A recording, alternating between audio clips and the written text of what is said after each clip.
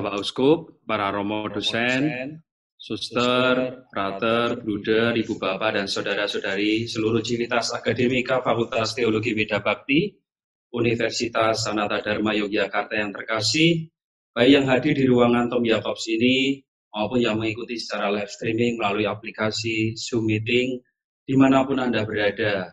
Saya ucapkan selamat pagi dan berkah dalam.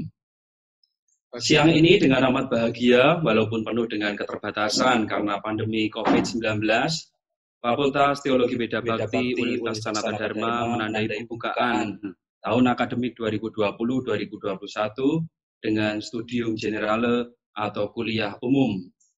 Studium Generale kali ini akan mengambil tema Teologi Bela Rasa dan Harapan akan Perdamaian, yang merupakan sebuah refleksi kontekstual atas tulisan pemikiran dari Bapak Kardinal Ignatius Suharyo untuk menandai masa purnakarya beliau sebagai dosen di fakultas tercinta ini. Maka dari itu kita akan dibantu oleh Monsinyur Adrianus Sunarko, OFM, Bapak Uskup, Keuskupan Pangkal Pinang, untuk merefleksikan tema yang sungguh inspiratif, yang nantinya akan menyemangati seluruh civitas akademika Fakultas Teologi Universitas Sanata Dharma ini dalam mewujud nyatakan keterlibatan fakultas secara filosofis maupun secara teologis di tengah situasi yang dihadapi oleh masyarakat, khususnya harapan akan sebuah perdamaian. Maka dari itu, sebelum paparan yang akan dibawakan oleh Bapak Uskup, saya akan membacakan sekilas kurikulum vitae beliau. Saya akan membagikan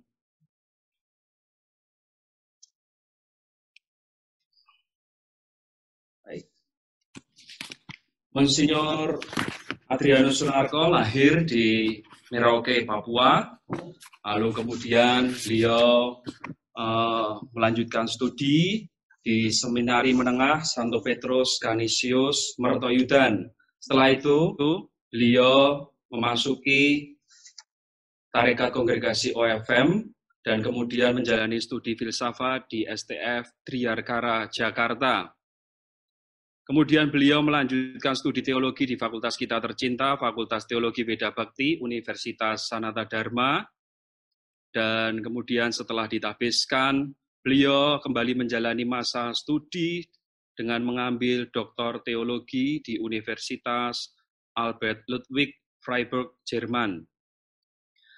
Setelah menyelesaikan studi, sejak tahun 2002 beliau menjadi dosen teologi sistematik di STF Triyarkara, sampai akhirnya terpilih menjadi Uskup Pangkal Pinang sejak tanggal 28 Juni 2017 dan ditahbiskan menjadi Uskup pada tanggal 23 September 2017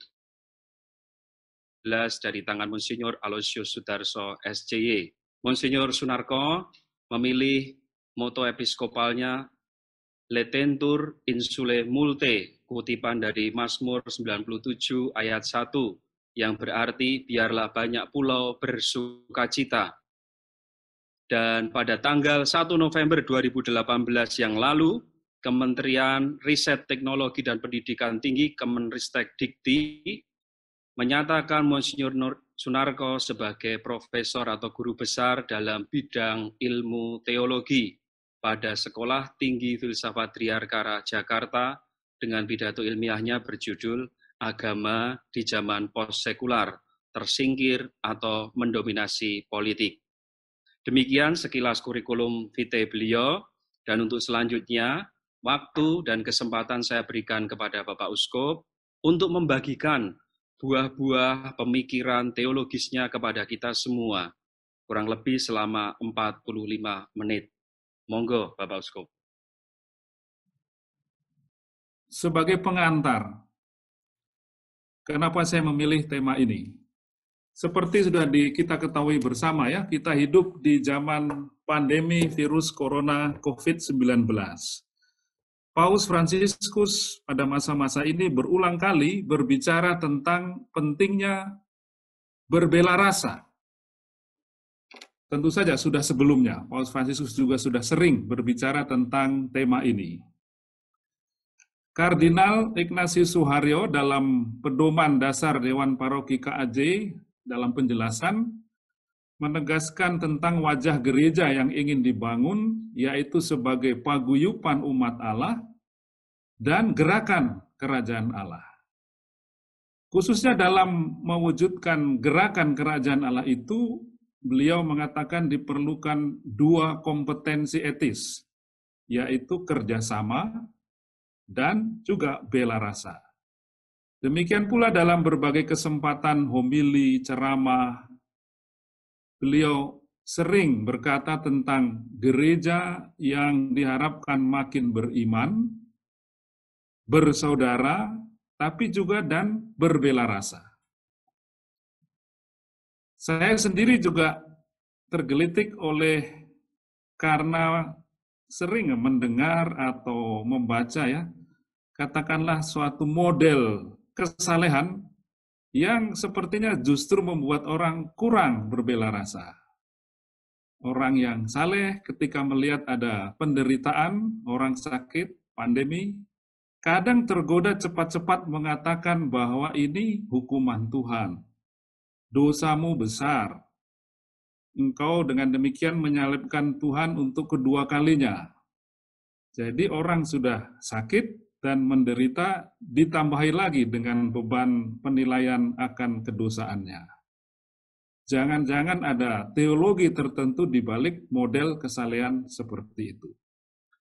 Kurang lebih itu alasanlah kenapa memilih tema ini. Compassion sendiri atau bela rasa kiranya berkaitan erat dengan penderitaan pihak lain yang menderita, bahwa kita tidak menutup mata terhadap realitas penderitaan yang dialami orang-orang di sekitar. Merelakan bahwa hidup kita diintervensi atau diganggu oleh penderitaan orang lain, sehingga kita bersedia menderita bersama. Compassio. Compassio pasti bukan sekedar perasaan iba. Lebih dari itu, terkandung di dalamnya aspek gerakan yang aktif, kewajiban untuk terbuka, menangkap penderitaan orang lain, mengungkapkannya, menunjukkan solidaritas yang nyata, dan mengambil tindakan konkret untuk mengatasi penderitaan itu. Tentu diperlukan metanoia dalam arti bahwa tidak boleh berpusat pada penderitaan sendiri. Kalau terpusat pada penderitaan sendiri, memoria passionis justru dapat membangkitkan kemarahan dan keinginan membalas dendam. Sebaliknya, bila terbuka pada penderitaan orang lain, memoria passionis dapat menjadi kekuatan untuk berjuang menunjukkan solidaritas kita kepada yang menderita. Secara lebih spesifik sebenarnya saya ingin merefleksikan bagaimana teologi itu sendiri dapat menjadi teologi yang berbela rasa, atau jangan-jangan sebaliknya. Apakah dalam teologi tertentu pengalaman orang-orang menderita mendapat tempat yang memadai atau kurang? Apakah dalam refleksi teologis ada cukup ruang yang diberikan untuk mengungkapkan penderitaan manusia, memberi ruang bagi bela rasa pada orang yang menderita? Saya akan membagi ceramah ini menjadi 4 bagian. Yang pertama, Theodicee Agustinus dan Kristologi Anselmus, Canterbury, bela rasa kepada pendosa. Kedua, Theodicee Johann Baptist Metz, bela rasa pada penderita atau korban. Ketiga, bela rasa kepada pendosa dan penderita atau korban. Keempat, bela rasa dalam situasi konflik dan harapan akan perdamaian. Theodicee Agustinus. Theodicee bergulat dengan soal adanya atau melimpahnya penderitaan dikaitkan dengan iman akan Allah yang maha baik dan maha kuasa. Ayub melukiskan sebagai contoh saja problematik dan pergulatan itu, misalnya ketika mengatakan, "Aku telah bosan hidup. Aku berseru minta tolong kepadamu, tetapi engkau tidak menjawab. Aku berdiri menanti, tetapi engkau tidak menghiraukan aku." anak panah dari Yang Maha Kuasa tertancap pada tubuhku. Manikeisme memecahkan problem kejahatan dan penderitaan dengan ajarannya yang dualistik.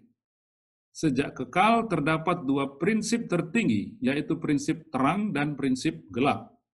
Keduanya terus-menerus bertempur satu sama lain dan pertempuran itu tercermin dalam diri manusia masing-masing maupun dalam sejarah manusia di dunia. Itu menjelaskan mengapa ada penderitaan dan kejahatan di dunia ini. Penderitaan dan kejahatan berasal dari prinsip kegelapan, kebaikan dan sukacita dari prinsip terang. Selama kurang lebih 12 tahun, Agustinus adalah pengikut aliran Manikeisme. Tetapi kemudian ia menolak pandangan dualistik tersebut karena bertentangan tentu saja dengan pandangan Kristiani tentang Allah yang esa, yang menciptakan segala sesuatu dari ketiadaan. Kritik Agustinus atas pandangan dualistik itu tentu saja tidak menghapus pertanyaan tentang asal-usul kejahatan dan penderitaan. Sebaliknya, persoalan tersebut justru makin mendesak. Bagaimana mungkin dunia yang berasal dari satu Allah yang baik dan maha kuasa ini dipenuhi dengan penderitaan dan kejahatan? Kesalahan, demikian Agustinus, tidak boleh diletakkan pada Allah, karena itu akan bertentangan dengan pokok iman Kristiani tentang Allah satu-satunya pencipta. Asal-usul kejahatan dan penderitaan harus ditempatkan pada manusia dan sejarah kedosaannya yang berakar pada penolakannya akan Allah. Sumber dan asal-usul kejahatan dan penderitaan adalah kebebasan manusia yang bertanggung jawab atas perbuatan-perbuatannya, karena ia bukanlah wayang tidak berdaya yang digerakkan oleh sebuah kekuatan jahat yang merupakan lawan dari Allah.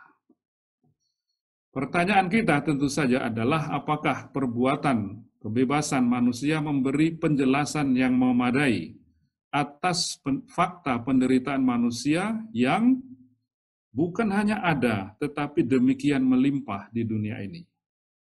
Apakah tidak ada penderitaan orang-orang yang tidak bersalah? Bagaimana dengan penderitaan anak-anak kecil yang belum memiliki kemampuan untuk secara bebas memilih tindakan tertentu? Pada fase kemudian, Agustinus mengembangkan doktrin tentang dosa asal, guna memberi penjelasan atas fakta melimpahnya penderitaan dan kejahatan itu. Penderitaan di dunia tidak lain merupakan hukuman yang adil atas umat manusia yang secara keseluruhan telah jatuh dalam perangkap dosa, termasuk anak-anak yang sejak lahir terkena dosa asal. Dikombinasikan dengan paham Agustinus tentang daya kerja rahmat yang menurut Agustinus bersifat mutlak, ia kemudian mengembangkan teori tentang predestinasi serta pandangan yang pesimis tentang manusia. Umat manusia dilihat sebagai massa damnata. Sebagian besar umat manusia adalah orang-orang yang terkutuk dan hanya sedikit saja yang ditentukan Allah untuk diselamatkan. Pertanyaan kita tentu saja, bukankah di sini Allah bersikap tidak adil bila hanya memilih sedikit orang yang diselamatkan? Tentu saja pernyataan tentang ketidakadilan Allah ditolak Agustinus. Pemecahannya ialah dengan menegaskan lagi bahwa manusia karena dosanya tidak memiliki hak apapun di hadapan Allah untuk diselamatkan. Dari situlah lahir formula termasyhur bahwa banyak orang tidak diselamatkan itu sesuai dengan keadilan Allah. Bahwa ada sedikit yang dipilih dan diselamatkan itu terjadi berkat kerahiman Allah. Teologi seperti itu, pada hemat saya, sangat diwarnai oleh pandangan tentang dosa asal yang menguasai manusia dan dunia. Dominasi dan pengaruh luas teori tentang dosa asal menyebabkan bahwa agama Kristiani dapat menjadi agama yang keprihatinan utamanya adalah dosa dan manusia yang berdosa, dan bukan penderitaan itu sendiri. Dominasi dosa dalam bangunan teologi Agustinus ini memiliki pengaruh juga bagi pandangannya tentang keselamatan. Allah penyelamat dimengerti terutama sebagai penyelamat manusia dari dosa dan kesalahan. Aspek penyelamatan manusia dari penderitaan kurang ditekankan. Yesus Kristus adalah penyelamat terutama dimengerti dalam arti bahwa ia menyelamatkan manusia berdosa, menyelamatkan dunia dari kungkungan dosa. Juga penderitaan dan orang-orang yang menderita yang menjadi korban tindakan kejam kurang mendapat tempat yang memadai di situ.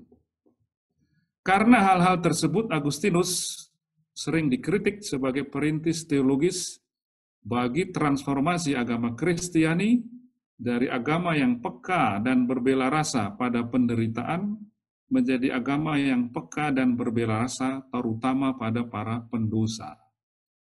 Dalam sistem agama seperti itu, keprihatinan utama adalah bagaimana menyelamatkan pendosa, membawa kembali ke jalan yang benar. Tetapi orang yang menderita karena perbuatan pendosa itu kurang mendapat tempat. Perdamaian pendosa dengan Allah dilakukan dalam bahaya ya, dengan menutup mata pada penderitaan mereka yang menjadi korban sejarah. Allah dibicarakan sebagai penyelamat terutama untuk orang berdosa, bukan untuk penderita.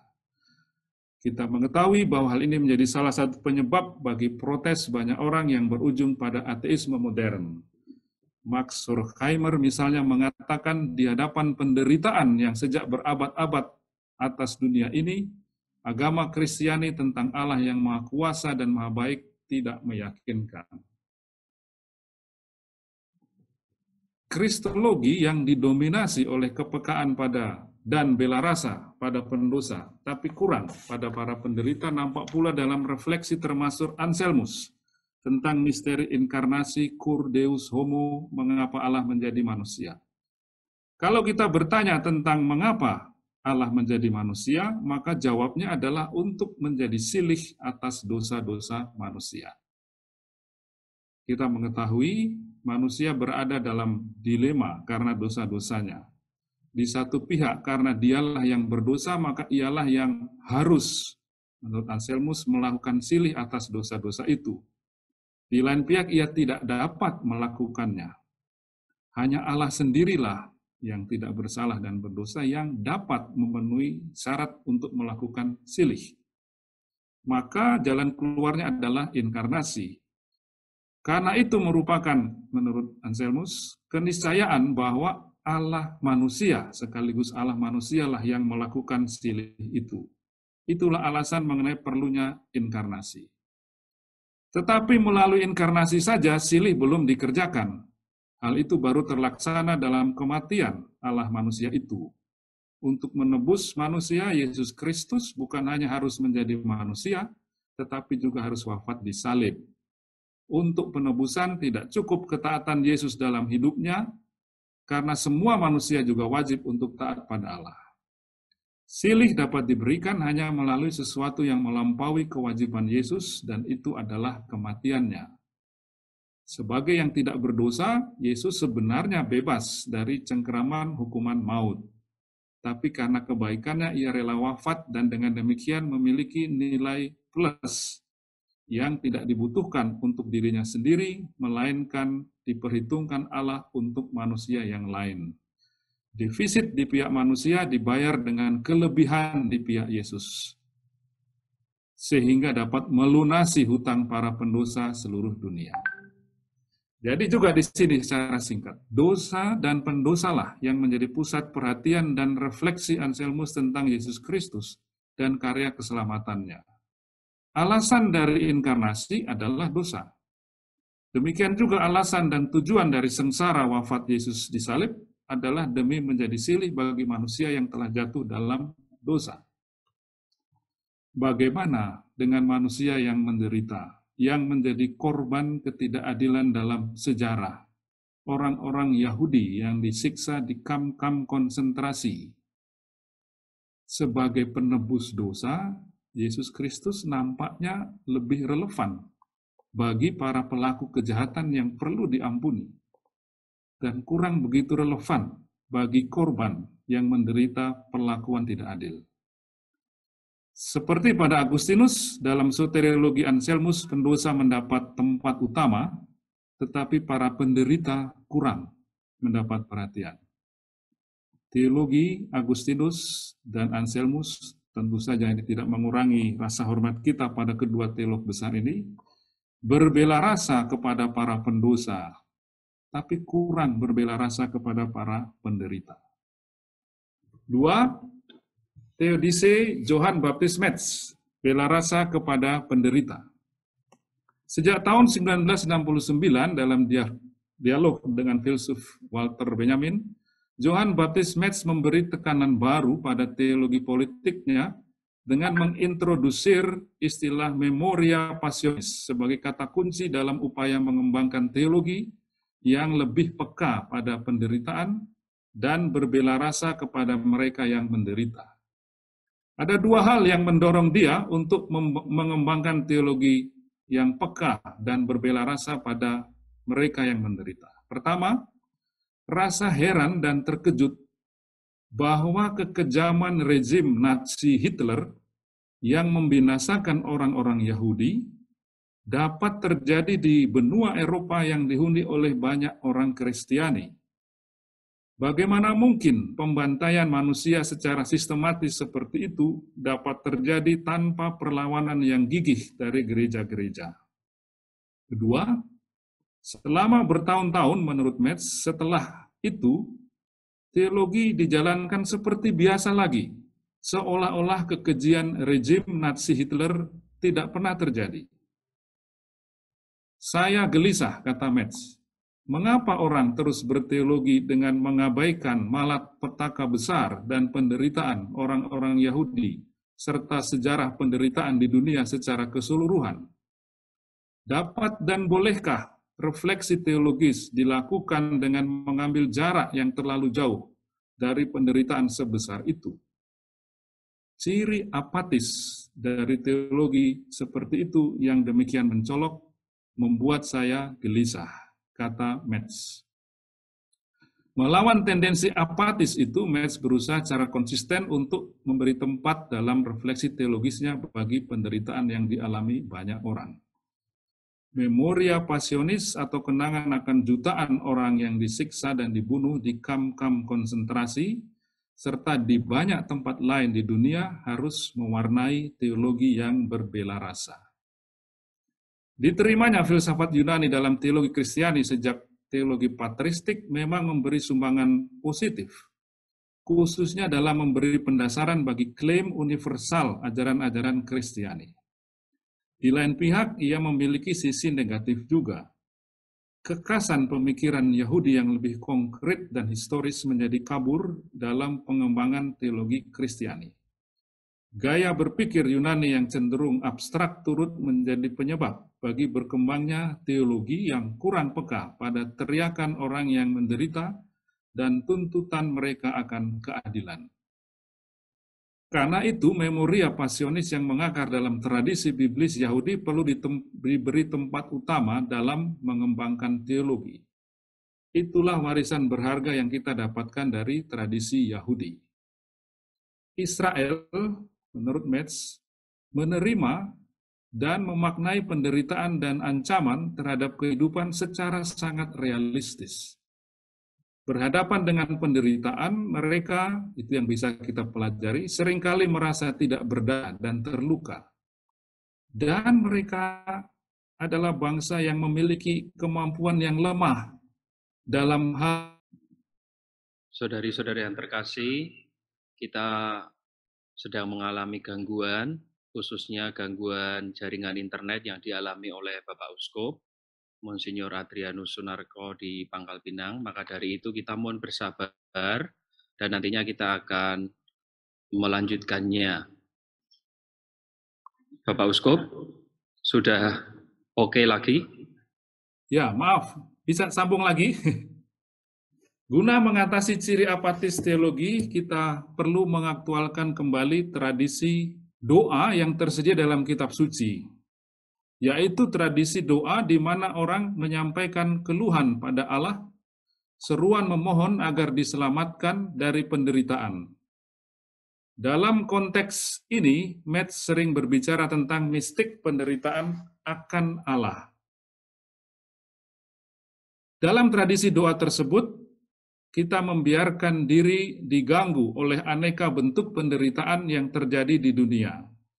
Mistik Yesus yang terungkap secara paling jelas dalam seruan di kayu salib, "Allahku ya Allahku, mengapa engkau meninggalkan aku?" dimengerti juga sebagai mistik penderitaan akan Allah, Gottes Passion. Di dalamnya terkandung dua aspek sekaligus, menderita karena atau demi melaksanakan perintah-perintah kehendak Allah, dan sekaligus berseru dan bertanya pada Allah karena seperti membiarkan penderitaan dan ketidakadilan terjadi.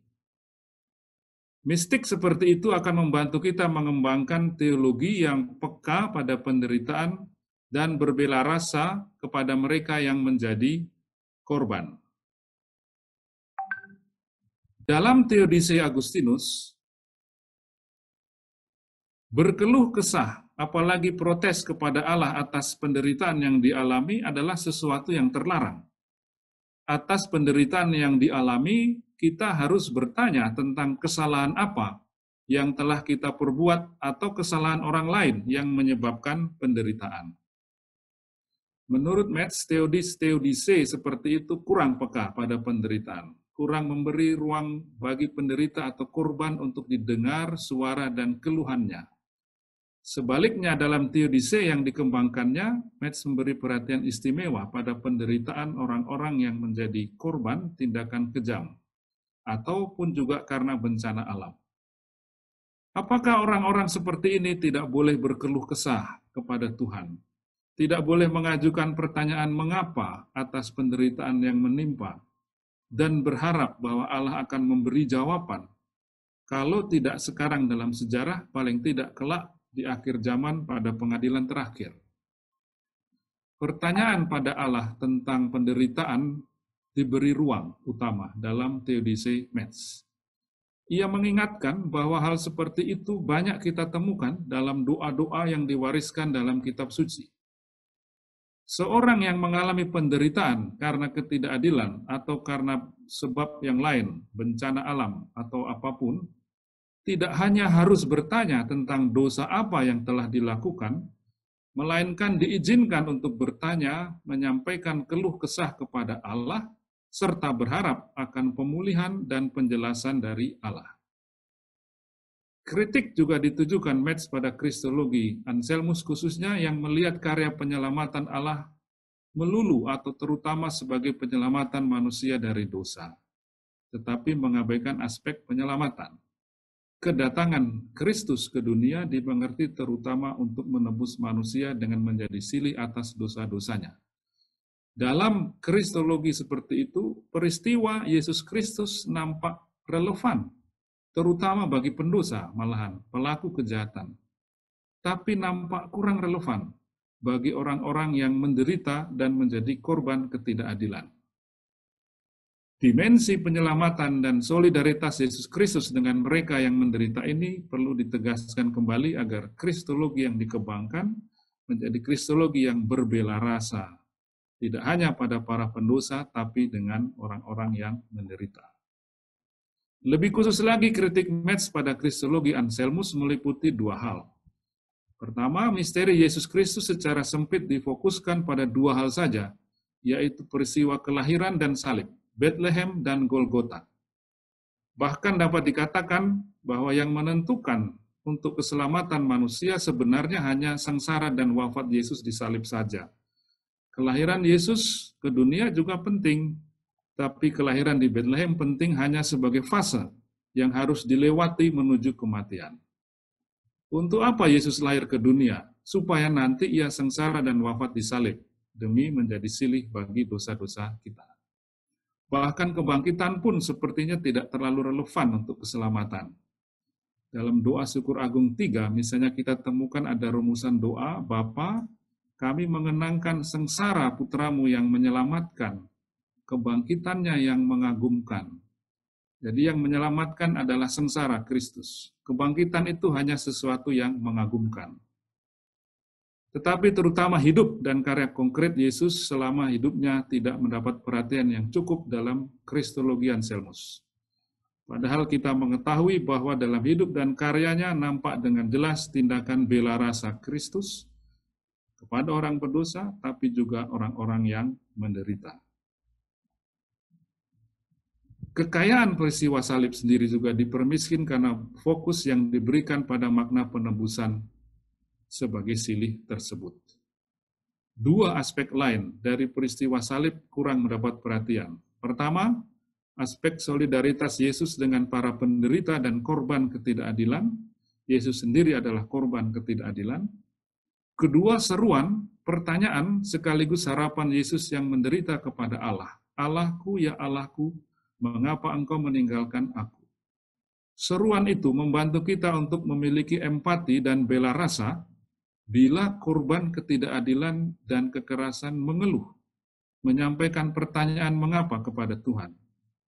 Kita tidak akan dengan mudah menuduh korban sebagai orang yang kurang beriman bila ia mengeluh atas penderitaan yang dialami. Perhatian besar yang diberikan teologi Metz pada orang-orang menderita yang menjadi korban dalam sejarah pantas diapresiasi. Di lain pihak, Metz sering dikritik juga karena jatuh pada ekstrem yang sebaliknya. Aspek penyelamatan dalam arti penebusan dosa, entah sengaja atau tidak, kurang banyak diberi tekanan. Seruan Yesus pada Bapa, Allahku, ya Allahku, begitu ditekankan sehingga aspek keselamatan peristiwa salib kurang ditekankan. Yesus selalu nampak tidak lebih dari Ayub sebagai prototipe tokoh adil, baik yang menderita. Dimensi teologis dari peristiwa salib cenderung didiamkan, sehingga hanya dilihat makna praktis sosialnya saja. 3. Yesus Kristus bela rasa pada pendosa sekaligus pada penderita korban. Paus Fransiskus dalam Bulla Misericordiae Vultus berbicara tentang sifat utama Allah yang Maha Rahim, dan dalam urayanya menunjukkan dengan detail tentang bela rasa baik kepada yang menderita maupun yang berdosa. Kepada yang menderita misalnya dikatakan bahwa Allah itulah yang menegakkan keadilan untuk orang-orang yang diperas, memberi roti pada orang lapar, membebaskan orang-orang terkurung, membuka mata orang-orang buta, dan seterusnya. Bela rasa kepada yang berdosa tentu saja juga, misalnya dalam Mazmur 103, Ia adalah yang mengampuni segala kesalahanmu, menyembuhkan segala penyakitmu, menebus hidupmu dari lubang kubur, dan memahkotai engkau dengan kasih setia dan rahmat. Yesus Kristus dilukiskan sebagai wajah kerahiman Bapa.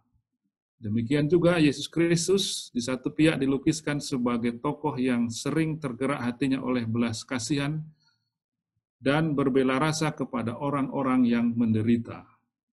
Ketika melihat orang banyak yang mengikutinya, ia menyadari bahwa mereka lelah dan kehausan, terlantar dan tanpa pembimbing, dan tergerak hatinya oleh belas kasihan.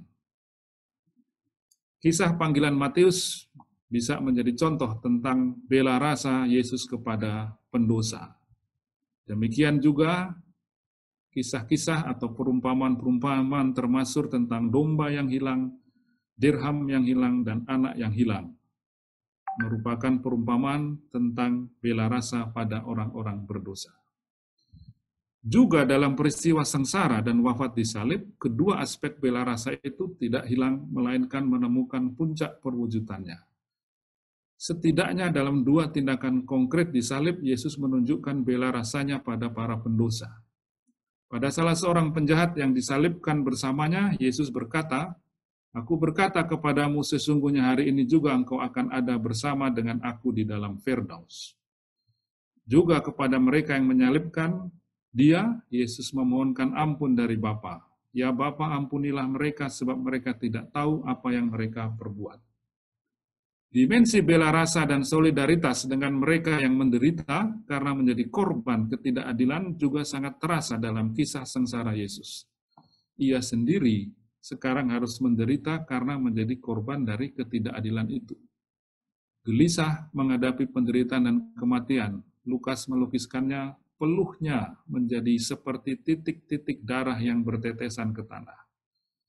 Ia juga mengalami pengkhianatan, ditangkap malam-malam oleh serdadu, ditinggalkan sahabat-sahabat dekatnya, ditolak oleh bangsanya sendiri, menjadi korban kebencian massa, disiksa dengan brutal, ditelanjangi, dihina, jatuh dan ditertawakan, dipaku di kayu salib, berseru dan wafat. Tidakkah para korban ketidakadilan dalam sejarah dapat mengenali dia sebagai saudara yang solider dalam penderitaan? Maka kita perlu waspada agar tidak jatuh pada pemutlakan aspek tertentu dari peristiwa Yesus dan membutakan kita akan aspek yang lain. Dalam keseluruhan peristiwa Yesus yang harus kita lihat, kiranya para pendosa maupun mereka yang menjadi korban sejarah akan menemukan bela rasa yang dibutuhkan. Hanya dengan demikian akan ada harapan bagi upaya perdamaian untuk mengatasi konflik antara para pelaku kejahatan dengan para korbannya. 4. Bela rasa dalam situasi konflik dan harapan akan perdamaian. Bahwa kita bisa masuk dalam sebuah situasi konflik yang berat dapat dilukiskan dalam kisah berikut. Maimun, nama seorang Yahudi, yang polos bertanya kepada Repnati, demikian, benarkah mencintai Allah berarti mencintai dia dalam diri sesama manusia? Repnati menjawab, mencintai Allah berarti kita mencintai manusia sebagaimana Allah mencintai manusia. Maimun yang polos menjawab kembali sambil meneteskan air mata. Kalau demikian, saya telah kehilangan Allah saya. Karena saya tidak dapat mengasihi orang-orang yang telah membunuh ayah saya. Dan sejak itu saya hidup dalam gelap. Atau seperti dikatakan Elie Wiesel, saya berharap bahwa para pembunuh anak-anak itu tidak pernah akan dimaafkan. Saya tidak pernah akan setuju bahwa Allah memaafkan tindakan kejam mereka atas anak-anak itu. Di balik penolakan atas perdamaian, di atas kita merasakan solidaritas dan bela rasa kepada korban. Tetapi apakah itu hal yang paling jauh yang dapat kita pikirkan tentang moralitas manusia? Tidakkah harapan akan perdamaian antara pelaku kejahatan dan korban adalah implikasi terjauh dari moralitas manusia itu sendiri? Manakah yang lebih sesuai dengan hakikat kita sebagai manusia, masing-masing bertahan pada posisinya tanpa penyesalan dan maaf? Kalau kita menolak kemungkinan perdamaian, bukankah dengan demikian penderitaan dan nasib buruk para korban kita nyatakan sebagai sesuatu yang definitif? Dan dengan demikian, baik pelaku kejahatan maupun korban akan seterusnya hidup dalam gelap. Apa yang akan terjadi bila baik pelaku kejahatan maupun korban berjumpa dengan Yesus Kristus? Peristiwa Yesus Kristus lebih relevan untuk siapa? Untuk pelaku kejahatan yang berdosa atau untuk korban yang menderita? Sengsara Yesus Kristus hanya relevan menjadi silih untuk pendosa atau juga solider dengan korban karena dia sendiri juga korban. Bukankah harapan akan perdamaian merupakan bagian hakiki dari iman kita akan Yesus Kristus? Kalau tidak di dunia ini, kelak dalam pengadilan terakhir ketika dia yang tersalib datang sebagai hakim yang Maha Rahim. Kita coba pada akhir membayangkan perjumpaan baik pelaku kejahatan dengan Yesus Kristus maupun korban. Kalau si pelaku kejahatan berjumpa dengan Yesus Kristus, harapan kita adalah agar itu menggerakkan dia untuk mengambil sikap terbuka, mengakui kebenaran tentang dirinya sendiri, perilakunya yang merusak relasi dengan korban dan dengan Allah. Mudah-mudahan ia akan terbuka kebenaran tentang dirinya, pendewaan atas ego yang menyebabkan penderitaan korban, upaya-upaya pembenaran diri akan gugur. Ia akan dikonfrontir dengan korban karena Kristus sendiri telah mengidentifikasi diri dengan korban dan menjadi pembela mereka di hadapan Bapa. Seruan, keluhan, air mata korban memiliki tempat dalam Kristus. Pelaku kejahatan akan diajak melihat sejarah dengan perspektif yang lain dan diundang untuk berbela rasa kepada korban.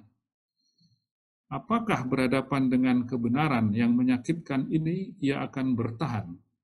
Akankah perjumpaan dengan Kristus berujung pada pengakuan atas dosa, pengakuan atas pengadilan yang mendorong ia untuk berbalik dan menyesal? Atau justru mengeraskan hatinya dan makin menutup diri karena merasa jauh dari Allah? Tetapi perasaan jauh dari Allah si pendosa pun memiliki tempat dalam sengsara Kristus. Ia juga telah disalib dan mengambil tempat itu untuk solider dengan para pendosa. Diharapkan perjumpaan dengan Kristus seperti itu menyebabkan ada harapan bahwa pelaku kejahatan akan dapat dilepaskan dari beban kesalahan yang menekan dan dibebaskan untuk menerima kebenaran tentang dirinya. Dapatkah perjumpaan dengan Kristus mendorong pelaku kejahatan untuk mengakui bagian gelap sejarah hidupnya, menyesali, mengambil jarak, dan memohon maaf?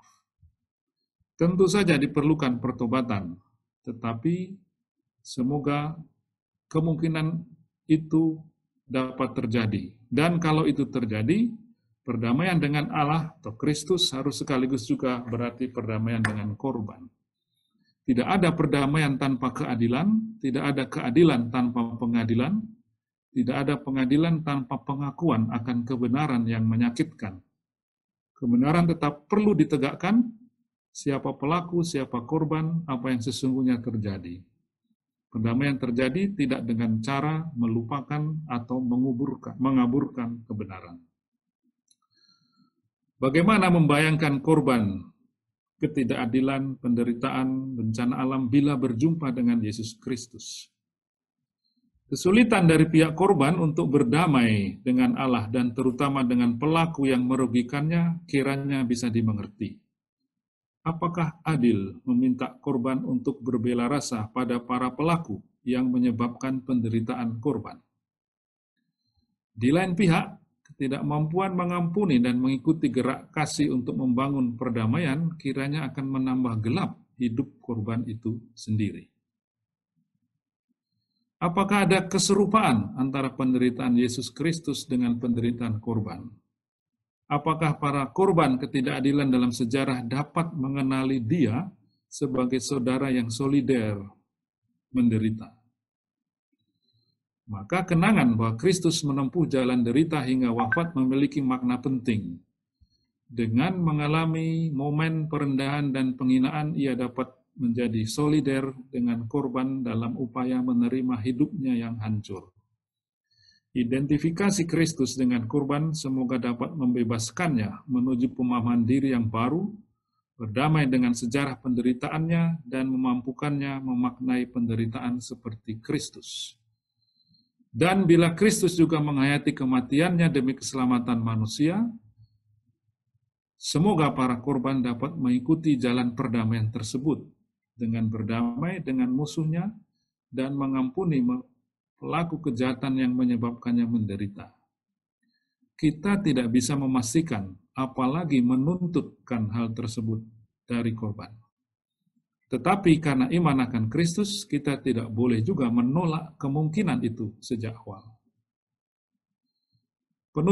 Sebagai penutup, saya akan menyampaikan 3 poin. Yang pertama, Allah dalam Kristus mengikuti dan menyertai pendosa hingga titik terburuknya, guna menggerakkannya untuk mengakui dosa dan kesalahannya, serta berbela rasa kepada para korban.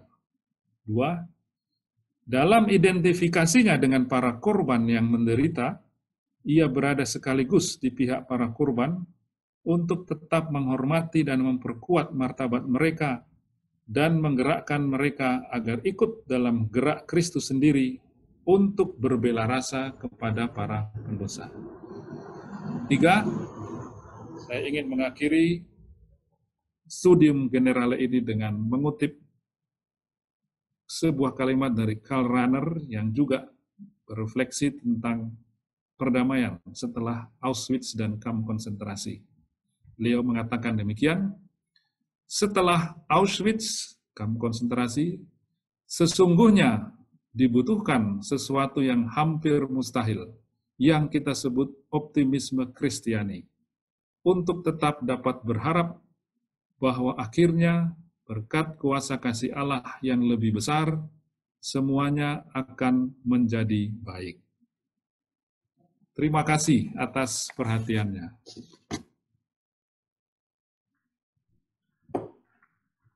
Baik, kita beri tepuk tangan untuk paparan Bapak Uskup Sunarko yang telah memberikan insight kepada kita semua. Saya tertarik untuk memberi sedikit tarikan untuk kita semua sebagai juga ajakan untuk nantinya bergerak. Pada saat awal di dalam refleksi kontekstual dari Bapak Uskup tadi ada 3 pertanyaan yang diberikan. Bagaimana teologi sendiri dapat menjadi teologi yang berbela rasa atau sebaliknya.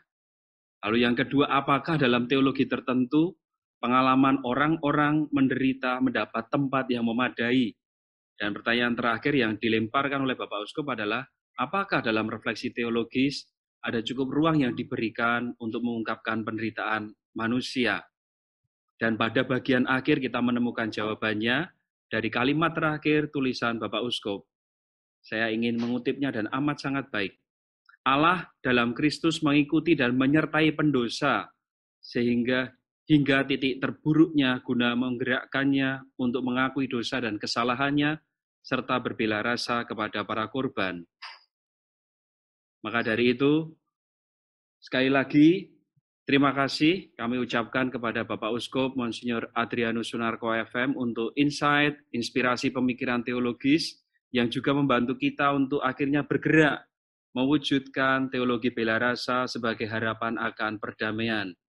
Meminjam bahasa di Gereja Keuskupan Agung Semarang, kita masing-masing didorong untuk bisa berubah dan mempunyai daya ubah lan ngobahke dalam mengejawantahkan teologi bela rasa tersebut di dalam hidup kita sehari-hari, lebih-lebih di dalam ranah kita, ranah intelektual. Sekali lagi, terima kasih, matur nuwun Bapak Uskup. Saudari-saudara yang terkasih dan seluruh civitas Akademika Fakultas Teologi Beda Bakti Universitas Sanata Dharma, terima kasih atas kebersamaan kita di dalam studium general kali ini. Selanjutnya, waktu dan kesempatan saya kembalikan kepada pembawa acara. Terima kasih. Terima kasih kepada Monsinyur Adrianus Sunarko OFM yang telah menyampaikan dan memberikan ilmu melalui studium generale, dan Romo Triedi yang selaku moderator. Monsinyur, Romo, Bruder, Suster, dan segenap civitas Akademika Fakultas Teologi yang terkasih, kita sudah mengikuti bersama rangkaian acara pada hari ini. Sebelum mengakhiri acara pada hari ini, saya akan menyampaikan beberapa hal. Yang pertama, terima kasih kepada panitia maupun semua pihak yang telah mempersiapkan acara misa pembukaan, Lectio Brevis, maupun Studium Generale pagi hari ini dengan baik. Kemudian saya selaku MC juga mengucapkan terima kasih kepada semuanya atas dinamika pada acara hari ini, dan mohon maaf jika ada kekurangan dalam penyampaian pada hari ini. Kemudian pada hari Senin, tanggal 31 Agustus 2020, kita akan memulai perkuliahan semester ganjil dengan sistem PJJ atau pembelajaran jarak jauh. Informasi-informasi penting terkait dengan perkuliahan dan mata kuliah yang diikuti dapat diakses melalui belajar.usd.ac.id atau melalui LMS. Dan saya mengucapkan untuk semangat dalam perkuliahan. Dan sekarang marilah kita tutup rangkaian acara pembukaan tahun ajaran 2020-2021 pada hari ini dengan doa penutup, kemudian kita melanjutkan dengan menyanyikan Mars FTW. Mari kita siapkan hati untuk berdoa. Dalam nama Bapa dan Putra dan Roh Kudus. Amin. Ya Bapa sumber kekuatan, kami mengucapkan puji syukur dan terima kasih atas segala penyertaan-Mu pada serangkaian acara pembukaan tahun ajaran ini, sehingga semuanya dapat berjalan dengan baik. Kiranya apa yang kami dengar melalui Lectio Brevis dan Studium Generale membantu untuk semakin memahami dan memperjuangkan hidup dalam perdamaian dan bela rasa. Semoga kami pun dalam tahun ajaran baru ini semakin bersemangat untuk menjalani segala dinamika yang ada dalam perkuliahan dan dapat menghayati yang kami pelajari dalam kehidupan sehari-hari. Doa ini kami sampaikan kepadamu dengan pengantaran Yesus Kristus, Tuhan dan pengantara kami. Amin. Salam Maria, penuh rahmat, Tuhan sertamu. Terpujilah engkau di antara wanita, dan terpujilah buah tubuhmu Yesus. Santa Maria, Bunda Allah, doakanlah kami yang berdosa ini, sekarang dan waktu kami mati. Amin. Dalam nama Bapa dan Putra dan Roh Kudus. Amin. Marilah kita tutup acara hari ini dengan menyanyikan bersama-sama Mars FTW. Dipersilahkan untuk berdiri.